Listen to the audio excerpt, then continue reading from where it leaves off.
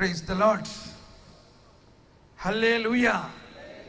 നമ്മുടെ ഉയർപ്പിൻ്റെ കാലഘട്ടത്തിൽ പന്തക്കുസ്തായ്ക്ക് മുൻപ്, സ്വർഗാരോഹണത്തിന് മുൻപ്, അതോടൊപ്പം ഇന്ന് മെയ് 1-ാം തീയതി വിശുദ്ധ ഔസേപ്പിൻ്റെ പെരുന്നാൾ, അതോടൊപ്പം കരുണയുടെ വർഷം. എന്തെല്ലാം കാര്യങ്ങളാണ് നമുക്ക് കർത്താവ് തന്നിരിക്കുന്ന ചിന്താവിഷയങ്ങൾ. നമ്മുടെ ജീവിതത്തിൽ ദൈവത്തെക്കുറിച്ചുള്ള ജ്ഞാനമാണ് ദൈവം നമുക്ക് തരുന്ന ഏറ്റവും വലിയ നിധി. ആ ദൈവത്തെക്കുറിച്ചുള്ള ജ്ഞാനത്തിൽ അതിൻ്റെ നിർവചനം തന്നെ ഇതാണ്. ഈശോ പറയുകയാണ്, പിതാവേ, അങ്ങയെ അറിയുന്നതാണ് നിത്യജീവൻ. എന്താണ് നിത്യജീവൻ? ഈശോ പറഞ്ഞു, ഏക സത്യദൈവമായ അങ്ങയെയും അങ്ങയച്ച യേശുക്രിസ്തുവിനെയും അറിയുക എന്നതാണ് നിത്യജീവൻ. എന്ന് പറഞ്ഞെല്ലാവരും എന്താണ് നിത്യജീവൻ എന്ന് പറഞ്ഞെല്ലാവരും കരമുയർത്തി. ഏക സത്യദൈവമായ അങ്ങയെയും അങ്ങയച്ച യേശുക്രിസ്തുവിനെയും അറിയുക. യേശുക്രിസ്തുവിനെ അറിയുക.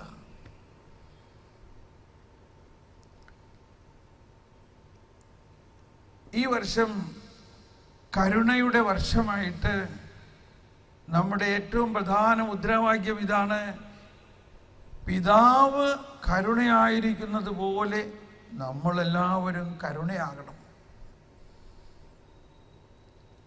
ഈശോ പറഞ്ഞു, എന്നെ കാണുന്നവൻ പിതാവിനെ കാണുന്നു.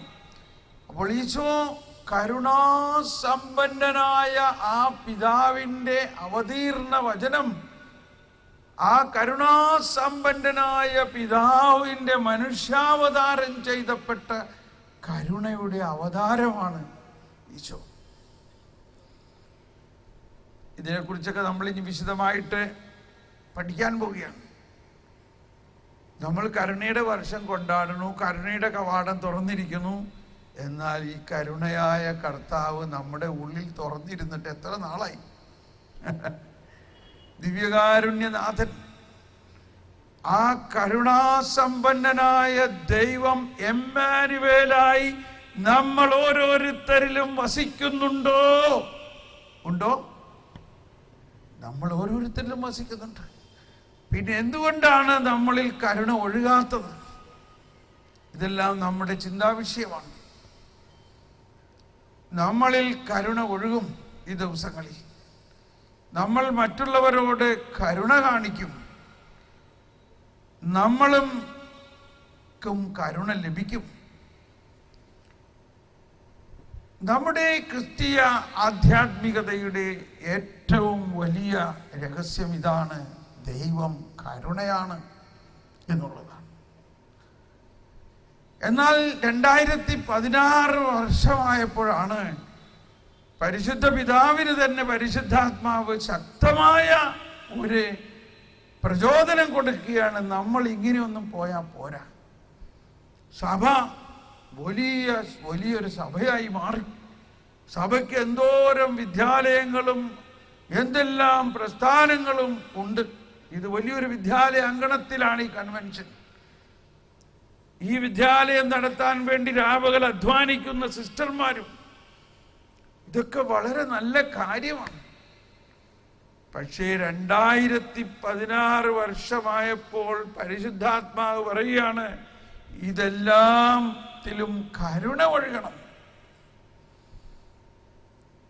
കരുണ ഒഴുകിയാൽ മാത്രമേ ഈ ക്രിസ്തീയ ഭവനങ്ങളെല്ലാം കരുണയുടെ പ്രവാഹമായിട്ട് മാറണം. ഓരോ ക്രിസ്ത്യാനിയും കരുണയുടെ നീർച്ചാലായിട്ട് മാറണം. അതാണ് സുവിശേഷം എന്ന് പറയുന്നതും, അതാണ് യേശു അനുഭവം എന്ന് പറയുന്നതും.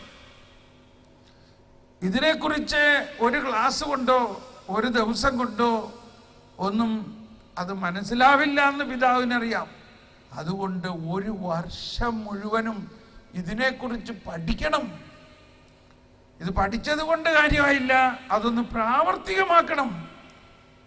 ഇന്ന് തന്നെ നിങ്ങൾ ആരോടെങ്കിലും ഒന്ന് കരുണ കാണിക്കണം.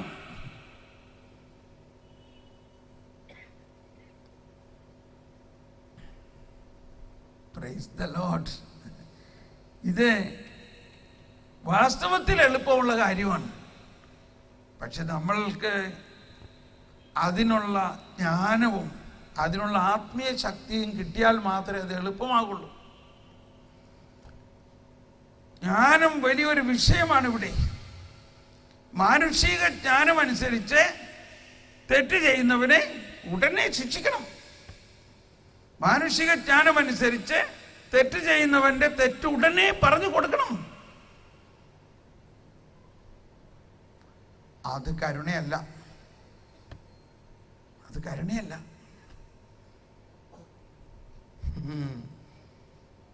കരുണ എന്നാൽ എന്താ? കരുണ എന്ന വാക്കിന് തന്നെ അർത്ഥം എന്താ? ഈ ഇടയ്ക്ക് ഒരു സഹോദരി പ്രാർത്ഥനാ സഹായം അപേക്ഷിച്ചപ്പോൾ ഞാൻ ചോദിച്ചു, നീ സാധാരണ എല്ലാ ദിവസവും എന്തൊക്കെയാ പ്രാർത്ഥിക്കണേ? പറയും, ഞാൻ രാവിലെ എഴുന്നേറ്റിട്ട് 3 കരുണക്കൊന്തയൊക്കെ ചെല്ലും. Praise the Lord. ഞാൻ 3 കരുണക്കൊന്തയൊക്കെ ചെല്ലും. നല്ല കാര്യമാണ്. ഞാൻ ചോദിച്ചു, ഈ കരുണ എന്നാൽ എന്താ? കരുണ എന്നാൽ എന്താ? അതല്ലേ ഫൊസ്റ്റീന പറഞ്ഞേക്കണേ, അതല്ലേ പൗലോസ്ലിയ പറഞ്ഞേക്കണേ, അതല്ലേ പോപ്പ് പറഞ്ഞേക്കണേ. കരുണ കരുണ അതെന്താ സാധനം? നിങ്ങളൊന്നുള്ളിൽ ചോദിക്കും. അടുത്തിരിക്കുന്ന ആളോടൊന്ന് പറയാമോ കരുണ എന്ന് പറഞ്ഞാൽ എന്താണ്? ഒന്ന് പറഞ്ഞേ അടുത്തിരിക്കുന്ന ആളോട്. കൺവെൻഷനിൽ ചോദ്യവും ഉത്തരവും നമുക്ക് ഇങ്ങോട്ട് കേൾക്കാൻ പറ്റില്ല. നിങ്ങൾ അടുത്തിരിക്കുന്ന ആളോടൊന്ന് പറയും, എന്താ കരുണ? പറഞ്ഞോ, എന്താണ് കരുണ? പറഞ്ഞു കഴിഞ്ഞു എന്ന് ഞാൻ വിശ്വസിക്കുന്നു. കഴിഞ്ഞില്ലെങ്കിൽ നിങ്ങൾ തോറ്റു. എന്താണ് കരുണ? 3 കരുണക്കൊന്ത ചെല്ലുന്ന ആ സഹോദരിക്ക് ഇതിന് ഉത്തരം പറയാൻ സാധിച്ചില്ല. സ്നേഹമുള്ളവരെ,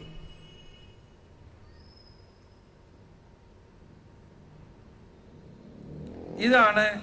ഞാനിതിപ്പോ നിങ്ങളെ കുറ്റം പറയുക എന്ന് വിചാരിക്കരുത്. എങ്ങനെയാണ് ഈ കരുണയുടെ വർഷം മുന്നോട്ട് പോകണമെന്നതിൻ്റെ ഒരു ചിന്തയാണ് പറയുന്നത്. നമ്മൾ വാച്ചാലുള്ള കുറെ പ്രാർത്ഥനകൾ പ്രാർത്ഥിച്ചത് പോരാ. അതിൻ്റെ അർത്ഥം ഗ്രഹിച്ചുകൊണ്ടും അതിൻ്റെ വ്യാപ്തി ഗ്രഹിച്ചുകൊണ്ടും പ്രാർത്ഥിക്കുമ്പോഴാണ്. അതാണ് ഈ കൺവെൻഷനുകളുടെ ഉദ്ദേശം. അതിന് ചില ഉദാഹരണങ്ങൾ പറയണ്ടേ? ഞാൻ പറയണോ വേണ്ടയോ?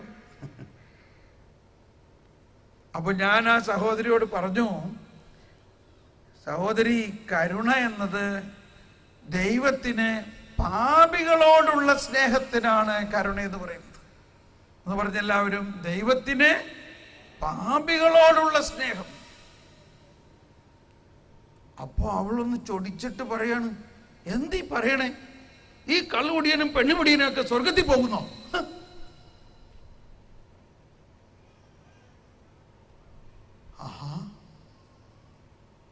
അവരൊന്നും സ്വർഗത്തിൽ കയറ്റാൻ കൊള്ളോ?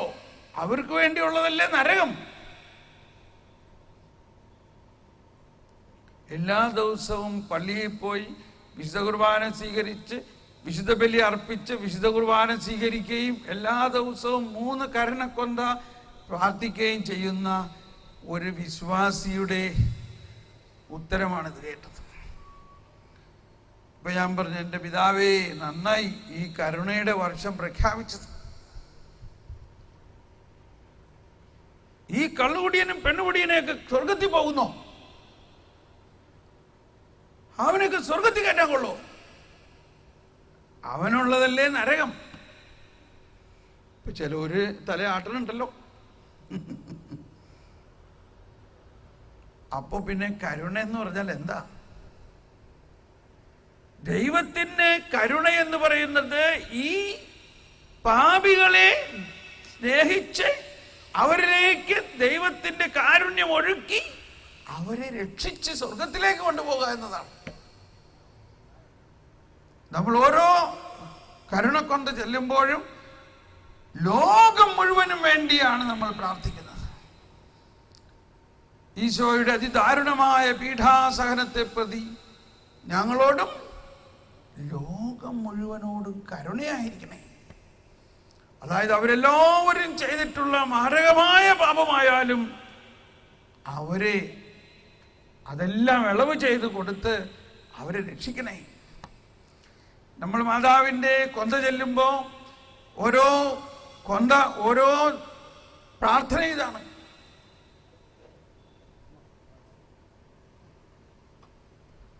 ഓ എൻ്റെ ഈശോയെ ഞങ്ങളുടെ പാപങ്ങൾ ക്ഷമിക്കണേ. എല്ലാവരും ഒന്ന് പ്രാർത്ഥിച്ചേ. ഓ എൻ്റെ ഈശോയെ ഞങ്ങളുടെ പാപങ്ങൾ ക്ഷമിക്കണേ, നരകാഗ്നിയിൽ നിന്ന് ഞങ്ങളെ രക്ഷിക്കണേ. ആരെ രക്ഷിക്കണേന്ന്? എല്ലാ ആത്മാക്കളെയും, പ്രത്യേകിച്ച് അങ്ങയുടെ കാരുണ്യം ഏറ്റവും കൂടുതൽ ആവശ്യമുള്ള ആത്മാക്കളെ. ഈ പ്രാർത്ഥനയെ കർത്താവ് കേൾക്കും എന്ന് നമ്മൾ വിശ്വസിക്കുന്നു. ഈ പ്രാർത്ഥന കർത്താവ് കേട്ട് ഈ കള്ളുകുടിയെയും പെണ്ണുപിടിയെയും ഈ നരകത്തിൽ പോകാൻ നോയിക്കൊണ്ടിരിക്കുന്നവരെയും പിശാച് നരകത്തിലേക്ക് പിടിച്ചു വലിച്ചു കൊണ്ടുപോകുന്നവരെയും നമ്മൾ വിട്ടുകൊടുക്കുവോ? കുറുക്കൻ കോഴിയെ പിടിച്ചു കൊണ്ടുപോകുമ്പോൾ നമ്മൾ പറയും, എന്ത് പറയും? നിൽക്കടാ അവിടെ. കുറുക്കൻ കോഴിയെ പിടിച്ചു കൊണ്ടുപോകുമ്പോൾ നമ്മൾ വിട്ടുകൊടുക്കോ? എന്ന പോലെ ഓരോ ആത്മാവിനെയും പിശാച് പാപകരമായ മാർഗത്തിലൂടെ പിടിച്ചു വലിച്ചു കൊണ്ടുപോകുമ്പോൾ നമ്മൾ വിട്ടുകൊടുക്കുവോ? ഒരു വലിയ വടംവലിയാണ് അവിടെ. അതാണ് ഈശോ യോഹന്നാന്റെ സുവിശേഷത്തിൽ 10-ാം അധ്യായത്തിൽ 27-28 വചനങ്ങളിൽ പറയുന്നത് ശ്രദ്ധിക്കണം. എല്ലാവരും ഏറ്റുപറഞ്ഞ് പ്രാർത്ഥിക്കണം. യോഹന്നാന്റെ സുവിശേഷം 10-ാം അധ്യായം 27-28 വചനങ്ങളിൽ പറയുകയാണ്, എന്റെ ആടുകൾ എന്റെ സ്വരം ശ്രവിക്കുന്നു. എല്ലാവരും ഏറ്റു പറഞ്ഞേ. എന്റെ ആടുകൾ എന്റെ സ്വരം ശ്രവിക്കുന്നു. എനിക്ക് അവയെ അറിയാം. അവ എന്നെ അനുഗമിക്കുന്നു. ഞാൻ അവയ്ക്ക് നിത്യജീവൻ നൽകുന്നു. അവ ഒരിക്കലും നശിച്ചു പോകയില്ല. അവയെ എന്റെ അടുക്കൽ നിന്ന് ആരും പിടിച്ചെടുക്കുകയില്ല. ഒന്നെല്ലാവരും പറഞ്ഞ ശബ്ദമുയർത്തി, അവയെ കരമുയർത്തി മുദ്രാവാക്യം വിളിക്കുന്ന പോലെ പറഞ്ഞ്, അവയെ എന്റെ അടുക്കൽ നിന്ന് ആരും പിടിച്ചെടുക്കുകയില്ല. ഒന്നുകൂടി ശബ്ദമുയർത്തി, അവയെ എന്റെ അടുക്കൽ നിന്ന് ആരും പിടിച്ചെടുക്കുകയില്ല. Praise the Lord. ആരാണ് ഈ ആടുകൾ? നമ്മളാകുന്ന ആത്മാക്കളാണ്. ദൈവം എല്ലാവരെയും രക്ഷിക്കുന്നതിന് എല്ലാവർക്കും വേണ്ടി മോചനദ്രവ്യമായി മാറിയ ആ രഹസ്യമാണ് ഗുഡ് ന്യൂസ് എന്ന് പറയുന്നത്, സദ്വാർത്ത. എല്ലാവരും രക്ഷിക്കപ്പെടണം. തുറന്നു പറയുകയാണ്. കഴിഞ്ഞില്ല, അടുത്ത വചനം വായിക്കുക. അവയെ എനിക്ക് നൽകിയ എൻ്റെ പിതാവ് എന്നേക്കാൾ വലിയവനാണ്. എൻ്റെ പിതാവിൻ്റെ കയ്യിൽ നിന്നും അവയെ ആർക്കും പിടിച്ചെടുക്കുക സാധ്യമല്ല. Praise the Lord. ഡബിൾ പിടുത്തമാണ്. ഇപ്പൊ ഞാനിങ്ങനെ പറയും, മാമോദീസ സ്വീകരിച്ച, ജീവന്റെ അടയാളത്താൽ മുദ്ര കുത്തപ്പെട്ട ഒരാത്മാവും നരകത്തിൽ പോകുക സാധ്യമല്ല. അപ്പൊ ഈ മാരകമായ പാപത്തിൽ ജീവിച്ച് കുമ്പസാരിക്കാതെ മരിക്കുന്നവരോ? ഉടനെ നമുക്ക് വരുന്ന ചോദ്യം അതാണ്. നമ്മളിങ്ങനെ പാപത്തെ കണ്ട് പേടിക്കുകയാണ്. പരിശുദ്ധ പിതാവ് എപ്പോഴും പറയുന്നത്, നിങ്ങൾ ഭയപ്പെടേണ്ട. സുവിശേഷം മുഴുവനും ഈശോ പറയുന്നത്, ഭയപ്പെടേണ്ട, ഞാൻ നിന്റെ കൂടെയുണ്ട്. പരിശുദ്ധ പിതാവ് പോപ്പ് ഫ്രാൻസിസ് എപ്പോഴും പറയുകയാണ്, നമ്മുടെ സകല പാപത്തേക്കാൾ വലുതാണ് ദൈവം. സകല പാപത്തേക്കാളും കോടാനുകോടി മടങ്ങ് വലുതാണ് ദൈവം. ദൈവത്തിന്റെ ശക്തി അനന്തമാണ്. ഇതാണ് നമുക്കുണ്ടായിരിക്കേണ്ട ജ്ഞാനം. പാപത്തെയോ പിശാചിനെയോ കണ്ട് ഭയപ്പെടേണ്ടവരല്ല നമ്മൾ, മറിച്ച് നമ്മളെ കണ്ട് പിശാച് ഭയപ്പെട്ടോടണം. Praise the Lord. നമ്മളുടെ വിശ്വാസം വളരണം. അപ്പൊ ഞാൻ ഈ സഹോദരിയോട് പറഞ്ഞു, വിശ്വാസി എന്ന് പറഞ്ഞാൽ, നമ്മൾ ഓരോരുത്തരും വിശ്വാസികളാണ് എന്ന് പറഞ്ഞാൽ അതിന്റെ അർത്ഥം യേശു നമുക്ക് വേണ്ടി എന്ത് ചെയ്തു എന്ന് ദൈവത്തിന്റെ കാഴ്ചപ്പാടിലൂടെ നമ്മൾ കാണണം.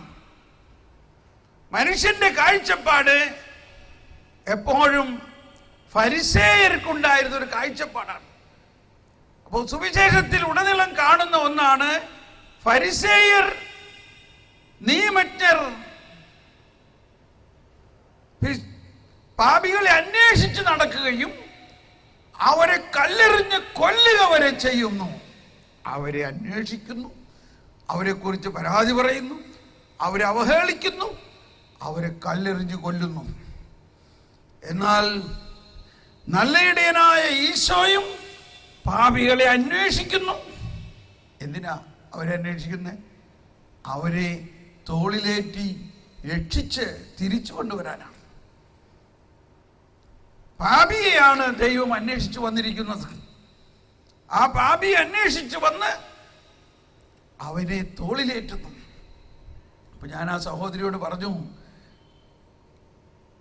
എല്ലാ വിശ്വാസികളും, പ്രത്യേകിച്ചും മാമോദീസ സ്വീകരിച്ച് എല്ലാവരും സ്വർഗത്തിൽ പോകും. ഞാൻ ഗ്യാരണ്ടി പറയാം. എന്തായി പറയണേ? എല്ലാവരും സ്വർഗത്തിൽ പോകുന്നോ?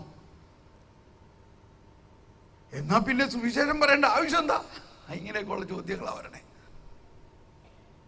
ഒന്ന് ആലോചിക്കണം. നമ്മൾ ഇപ്പോഴും വിശ്വസിക്കുന്നില്ല. ഈശോ എല്ലാവരെയും സ്വർഗത്തിൽ കൊണ്ടുപോകാൻ ഈശോയ്ക്ക് കഴിയുമെന്ന് നമ്മൾ ഇപ്പോഴും വിശ്വസിക്കുന്നില്ല. ആ വിശ്വാസം വെച്ചുകൊണ്ട് കരുണക്കൊന്ത ചൊല്ലിയിട്ട് എന്താ പ്രയോജനം? പറയും. അപ്പോൾ സ്നേഹമുള്ളവരെ, ഇന്നു മുതൽ ഒരു ഉദാഹരണം പറയാം. ഇപ്പോൾ നമ്മളുടെ അറിയുന്ന ഒരാള് പള്ളി പോകുന്നില്ല, കുമ്പസാരിക്കുന്നില്ല, ദൈവത്തെ തിരസ്കരിച്ചുകൊണ്ടും മാരകമായ പാപത്തിൽ ജീവിക്കുന്നു. എന്നാ ക്രിസ്ത്യാനിയാണ്, മാമോദീസ സ്വീകരിച്ചിട്ടുണ്ട്. എന്തായിരിക്കും ഇയാളുടെ അവസ്ഥ? അങ്ങനെ ഇരിക്കുമ്പോൾ ഇയാള് മാരകമായ രോഗം വന്നു, ഇയാൾ മരിക്കുന്നുള്ള മട്ടായി എന്ന് വിചാരിച്ചു. ഇപ്പൊ എന്താ നമ്മൾ ചെല്ലണം ചെയ്യാ? അവിടെ കിടന്ന് മരിക്കട്ടെ, അവനോടൊക്കെ പണ്ട് പറഞ്ഞിട്ടുള്ളതാണ്, ഒന്ന് പള്ളിയിൽ പോടാ, ധ്യാനം കൂടടാന്ന്. അങ്ങനെ വിചാരിക്കുവോ? അതോ കരുണക്കൊന്ത ചെല്ലുവോ? ചെല്ലുവോ ഇല്ലയോ? ഉടനെ നമ്മളെല്ലാവരും കൂടി ആളുകളെ വിളിച്ചിട്ട് വാട്സപ്പിലും ഇന്റർനെറ്റിലും ഫേസ്ബുക്കിലും ആളുകളെ ഫോണിലും ഒക്കെ വിളിച്ചിട്ട്, നമ്മുടെ ആ ചേട്ടൻ ജീവിതകാലം മുഴുവനും മാരകമായ പാപത്തിൽ ഇയാൾ മരിക്കാൻ പോവുകയാണേ, നമുക്ക് കരുണക്കൊന്ത ചെല്ലാം. നിങ്ങളെ കൊണ്ട് പരിശുദ്ധാത്മാവ് ചെല്ലിപ്പിക്കും കരുണക്കൊന്തയും എല്ലാവിധ പ്രാർത്ഥനകളും കുർബാന അർപ്പണവും എല്ലാം നമ്മൾ പ്രാർത്ഥിക്കും. ഇപ്പൊ എന്താ സംഭവിക്കുന്നത്? പിശാച് ഇയാളെ പിടിച്ച് വലിക്കുകയാണ്, ഈ ആത്മാവിനെ. ഈ നിന്നെയും കൊണ്ട് ഞാൻ നരകത്തിൽ പോകൂടാന്ന് പറഞ്ഞുകൊണ്ട്, നീ കുറേ കൂടി കുടിക്ക്, നീ യേശുവിനെ തിരസ്കരിക്ക്, നീ മാരകമായ പാപത്തിൽ തന്നെ ജീവിച്ചോ, ഒരു കുഴപ്പമില്ല എന്ന് പറഞ്ഞ് പിശാച് പിടിച്ചു വലിക്കുകയാണെങ്കിൽ, മറുവശത്ത് പിശാച് പിടിച്ചു വലിക്കണത് നോക്കിക്കൊണ്ടിങ്ങനെ നിൽക്കുകയാണോ കർത്താവ്? ഞാൻ എൻ്റെ രക്തം കൊടുത്ത് നേടിയ ഈ ആത്മാവിനെ തൊടാണ്ട് പോയിക്കോടാ പിശാച് എന്ന് പറയോ ഇല്ലയോ? പറയോ ഇല്ലയോ? അതാണ് ഇവിടെ പറയുന്നത്. എന്റെ ആടുകളിൽ ഒന്നിനെ പോലും പിടിച്ചു കൊണ്ടുപോകാൻ ഞാൻ സമ്മതിക്കില്ല. Praise the Lord. ഇത് നിങ്ങൾ വിശ്വസിക്കുന്നുവോ? അതാണ് ക്രിസ്ത്യാനി എന്ന് പറയുന്നത്. ഇവിടെ ഒരു വശത്ത് പിശാച് അവനെ പിടിച്ചു വലിക്കുമ്പോ മറുവശത്ത് പിതാവായ ദൈവവും പുത്രൻ തമ്പുരാനും പരിശുദ്ധാത്മാവും മാതാവും മാലാഖമാരും എല്ലാ ക്രിസ്ത്യാനികളും കൂടി അവനെ ഇങ്ങോട്ട് പിടിച്ചു വലിച്ചു കൊണ്ടുവരുമോ ഇല്ലയോ? അതാണ് ഞാൻ പറയുന്നത്. എല്ലാ ക്രിസ്ത്യാനികളും മാമോദീസ സ്വീകരിച്ച് മുദ്രകുത്തപ്പെട്ട എല്ലാവരും സ്വർഗത്തിൽ വരും.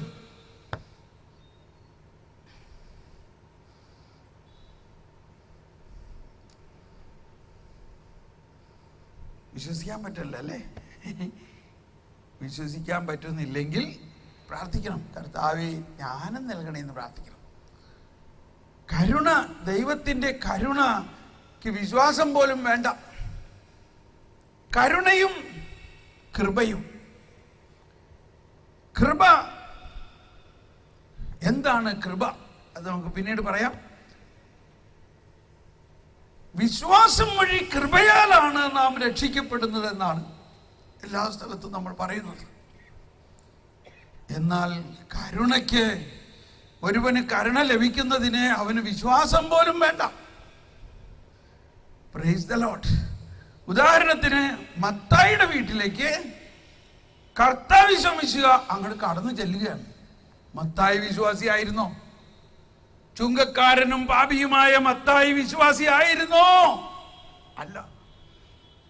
യേശുവിനെ മുൻപ് അറിഞ്ഞിരുന്നോ? ഇല്ല. പരിസേയരും നിയമജ്ഞരും ഇത് കണ്ടിട്ട് എന്താണ് ഈ പറയുന്നത്?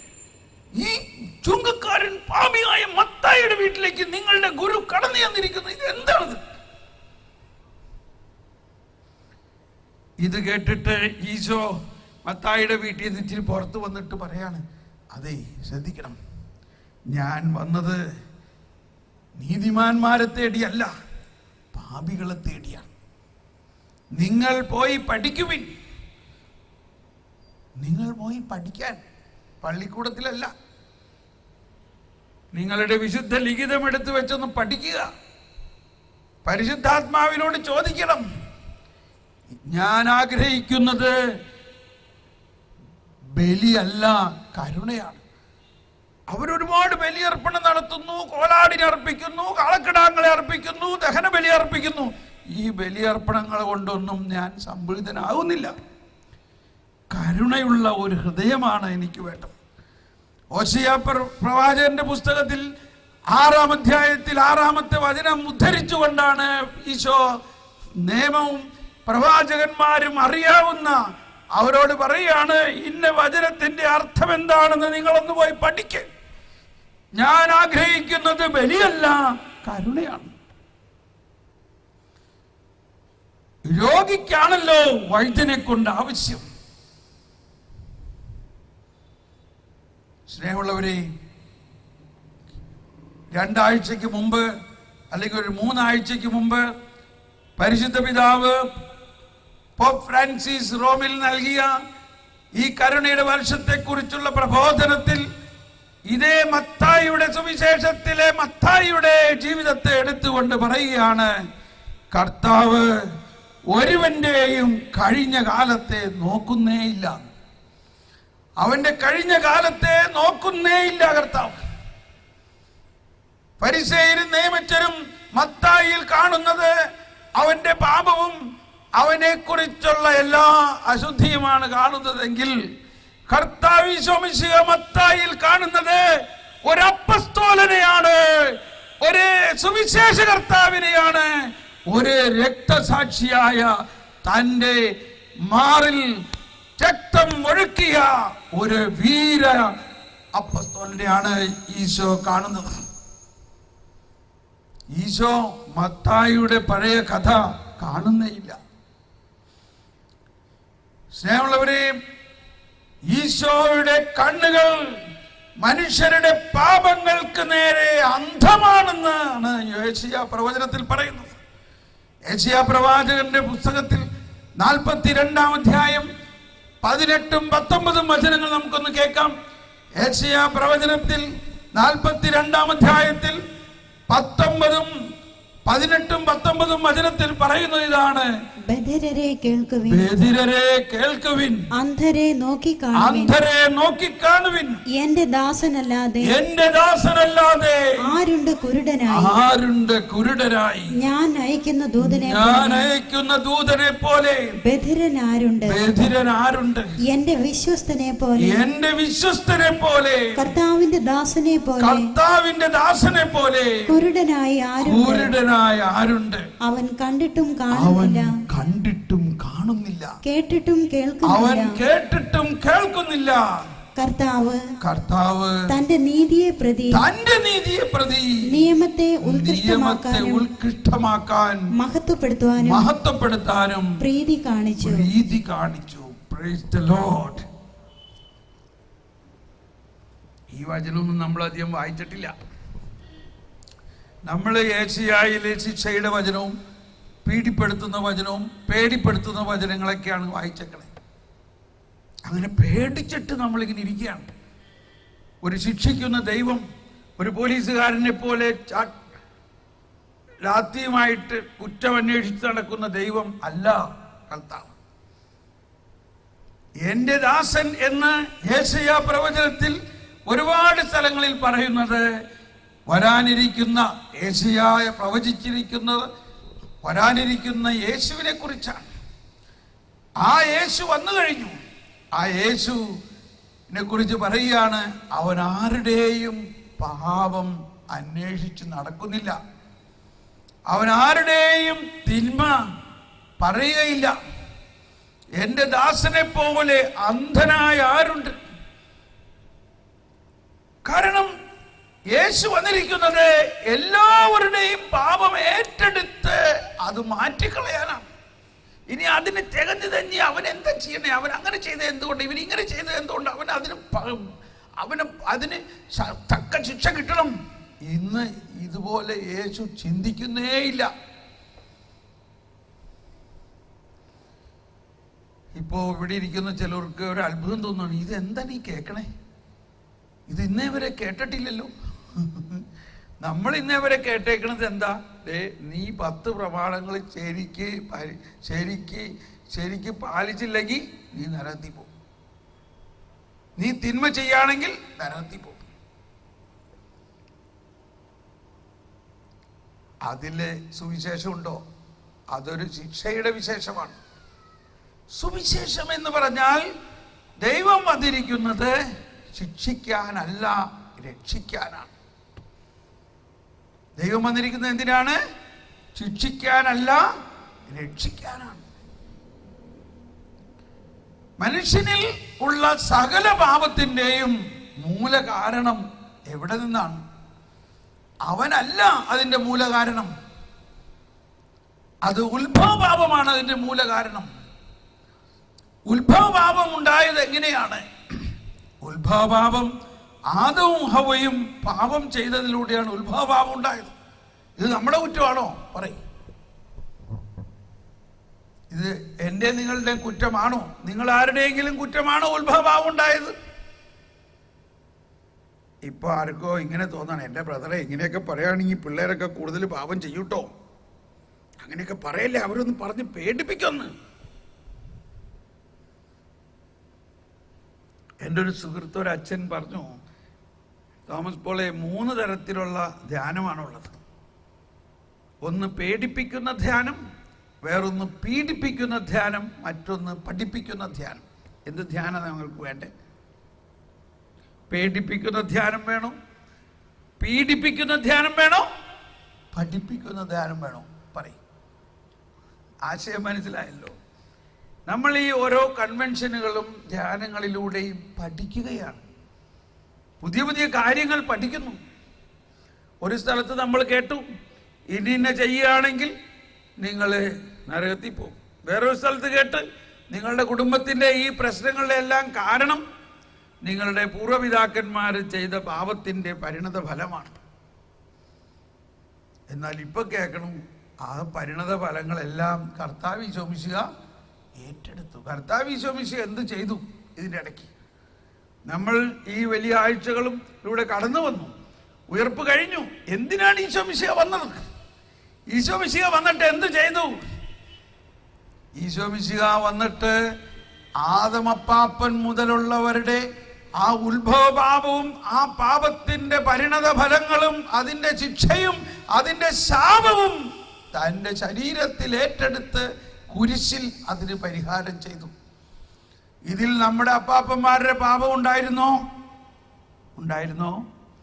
ആദത്തിന്റെയും ഹവയുടെയും പാപം ഉണ്ടായിരുന്നോ? ഉണ്ടായിരുന്നു.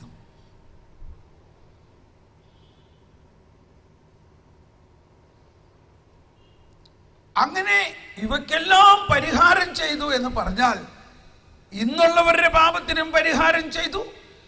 ഇനി യുഗാന്ത്യം വരെ വരാനിരിക്കുന്നവർ ചെയ്യാൻ പോകുന്ന പാപത്തിന്റെയും പരിഹാരം ചെയ്തു കഴിഞ്ഞു. അതുകൊണ്ടാണ് നമ്മൾ എല്ലാ കുർബാനയിലും കൊന്തയിലും എല്ലാം പ്രാർത്ഥിക്കുന്ന ഒരു പ്രാർത്ഥന ഇതാണ്: ലോകത്തിന്റെ പാപം നീക്കുന്ന, ഭൂലോക പാപം നീക്കുന്ന ദൈവത്തിന്റെ ചെമ്പരിയാട്ടിൻ കുട്ടിയായി ഈശോ തമ്പുരാനെ ഞങ്ങളുടെ മേൽ കരുണയായിരിക്കണേ എന്നെല്ലാവരും പറഞ്ഞേ. ഭൂലോക പാപം നീക്കുന്ന ദൈവത്തിന്റെ ചെമ്പരിയാട്ടിൻ കുട്ടിയായി ഈശോ തമ്പുരാനെ ഞങ്ങളുടെ മേൽ കരുണയായിരിക്കണേ. അപ്പൊ ഭൂലോക പാപം നീക്കുന്ന ചെമ്പരിയാട്ടിൻ കുട്ടി എന്ന് പറയുമ്പോൾ ഏത് പാപമാണ് അത്?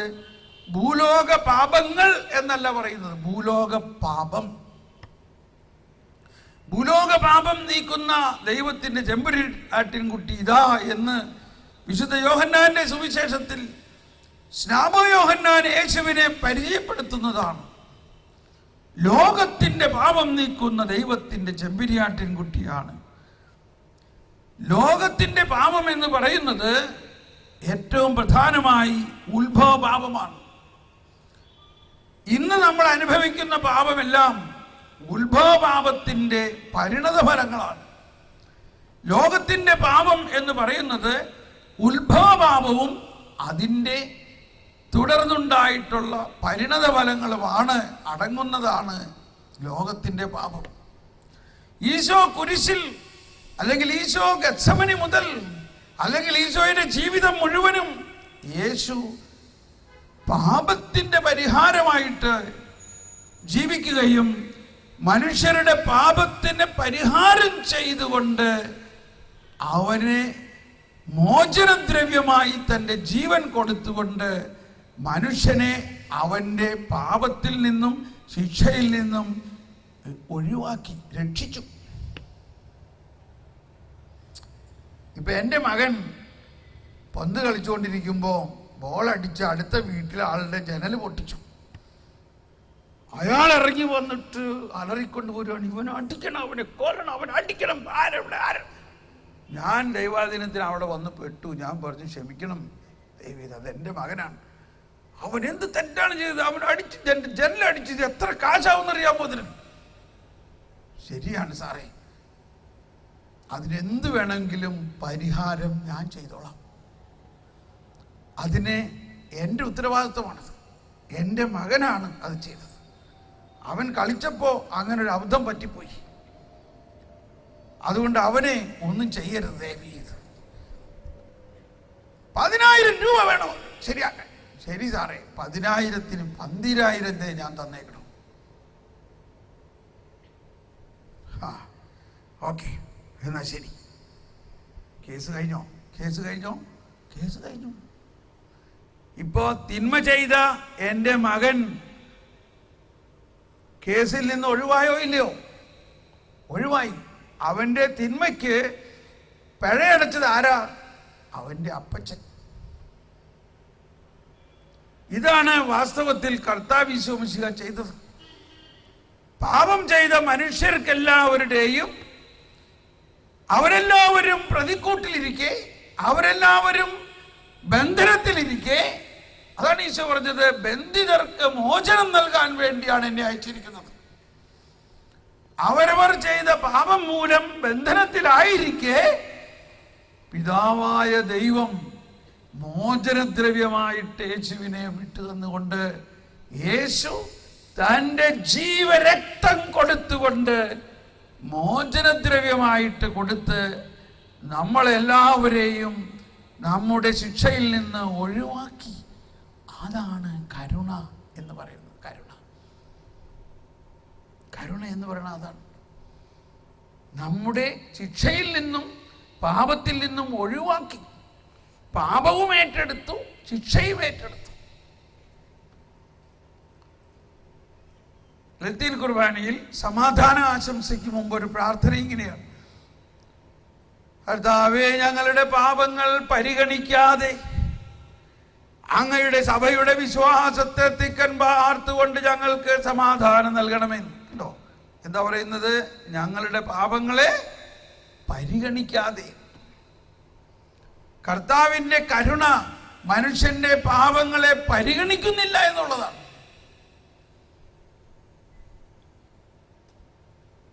എല്ലാവരും ഷോക്കടിച്ച മാതിരി ഇരിക്കണേ ഇപ്പോ. എന്തുകൊണ്ടാ? ഇത് ഇത്രയും നാളും കേൾക്കാത്ത ഒരു പുതിയ വാർത്തയാണല്ലോ. അതിനെയാണ് സദ്വാർത്ത എന്ന് പറയുന്നത്. അതുകൊണ്ടാണ് അതിന് സദ്വാർത്ത, സുവിശേഷം എന്ന് പറയുന്നത്. സുവിശേഷം എന്ന് പറയുന്നത് അത്രയ്ക്കും അതിശയോക്തിയുള്ളൊരു കാര്യമാണ്. പാപം ചെയ്ത നമ്മളെ അതിൻ്റെ ശിക്ഷയും, പാപവും ശിക്ഷയും മറ്റൊരാൾ ഏറ്റെടുത്തുകൊണ്ട് നമ്മളെ അതിൽ നിന്നും ഒഴിവാക്കുന്നു.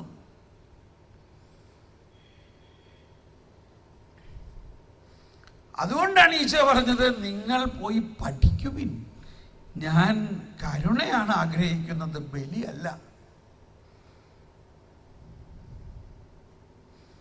അതുകൊണ്ടാണ് ഒരു വർഷം മുഴുവനും ഇത് പഠിക്കാൻ വേണ്ടിയാണ് പരിശുദ്ധ പിതാവ് കരുണയുടെ വർഷം തുറന്നിരിക്കുന്നത്. ഒരുപാട് കാര്യങ്ങൾ പഠിക്കാനുണ്ട്. ഇപ്പൊ നമ്മൾ മനസ്സിലാക്കി, ആദവും ഹവ്വയും ചെയ്ത പാപത്തിനെ പരിഹാരം ചെയ്തു. ഈ ആദവും ഹവ്വയുടെയും അവസ്ഥ ഇപ്പോഴെന്താ? അവരെവിടെയാ? അവര് പാപം ചെയ്ത കാരണമല്ല ഇത്രയും മനുഷ്യരെല്ലാം പാപികളായത്. അവരെ ശരിക്കും പൊരിക്കേണ്ട നരകത്തിൽ കൊണ്ടുപോയി. വേണോ വേണ്ടയോ? അവരിപ്പോ എവിടെയാ? ആരെങ്കിലും ഒന്ന് പറയാമോ? അവരെവിടെയാ? അവര് നരകത്തിലാണെന്ന് തോന്നുന്നവരൊന്ന് കരമുയർത്തിയേ.